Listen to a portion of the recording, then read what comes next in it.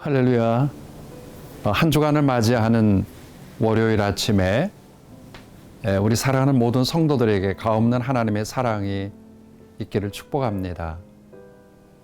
이제 한 해를 정리할 때가 다가왔는데 이 한 해를 지내면서 하나님의 사랑에 대한 어떤 그 감동들은 어떻다고 생각을 하십니까?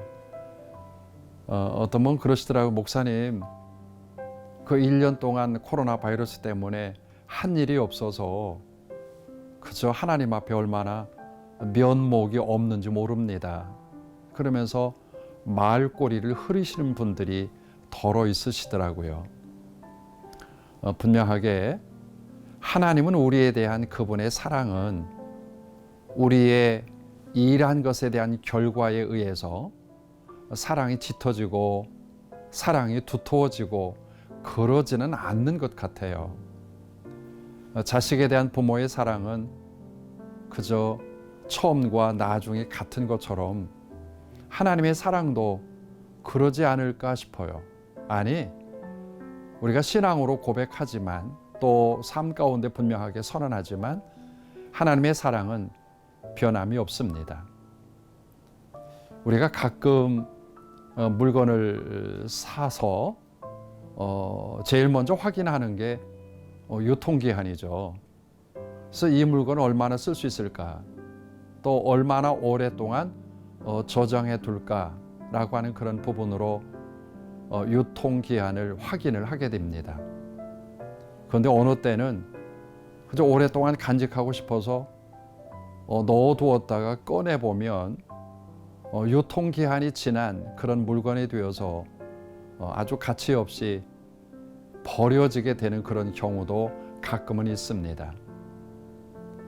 우리가 아끼고 귀하게 여기는 것도 유통기한이 있어서 소유하든지 버리든지 갖든지 그냥 외면하든지라고 하는 것으로 정리가 되어지는데 하나님의 사랑은 유통기한이 없는 것 같아요.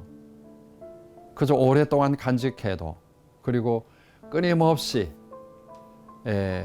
삶의 모양이 뒤바꿔지기도 하고 또 굴곡지기도 해도 그분의 사랑은 유통기한이 없는 사랑 같습니다. 지난 1년 동안 그렇지 않았겠어요?